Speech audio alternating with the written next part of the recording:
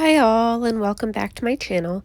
Today's video is a $5 palette painting hack that I've used since college.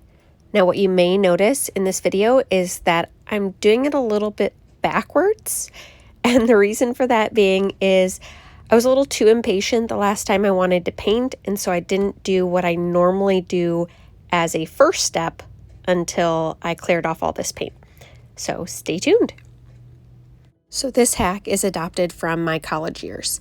In college, we would take large pieces of glass, white Bristol paper, and duct tape and essentially tape those down to tall end tables, allowing for a great painting palette.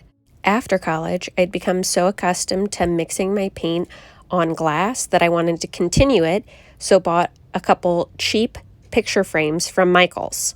You can really use any size of picture frame based on your preference. In my opinion, I don't like using anything larger than the 11 by 17 just because it does take up more space, and I don't feel like it's as portable or as practical to sit on my lap while I'm trying to paint. Normally when taking the dried paint off my palette, I'm not struggling. However, the blade I'm using currently is very dull, making this experience a little bit harder. So learn from me. Don't use a dull blade. Go out, spend that $1.50 on a nice blade, and don't struggle through it. Worst case scenario, if you're painting with acrylics, you could put some water and Dawn dish soap in a spray bottle, spray it all over your palette, and then let it sit a little bit.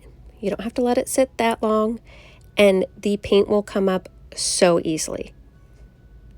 You may be wondering, Rachel, you said it'd be under $5, but so far all you've mentioned is that a razor blade would cost me $1.50. How much does this frame cost me? Well, I found this at Michael's for $3.23. Let me say that one more time. $3.23. The frame doesn't have to be beautiful. All you need is the glass front. I have had great luck at both Michael's and Walmart finding super cheap frames, and I'm sure you will too. And here comes the part I mentioned at the beginning. Generally, this is what I do when I first get the picture frame so as to allow me a white background to mix my paint on. That way, I know that the colors I'm mixing are the true colors. Now, you can certainly leave the background however it was when you originally purchased it and not have a white piece of paper underneath your palette.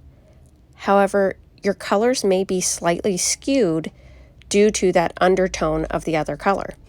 Generally, once you've taken the back of the frame off, the piece of paper located on the inside should have a white back, and since it was in the frame, should also fit the frame perfectly. However, if it doesn't, you can always add in some Bristol paper or white computer paper to create that white background. That way, once you're mixing colors, they're the true color. And there you have it. Once you've pushed all the metal pieces back down, you have a painting palette that is easy to clean for under $5.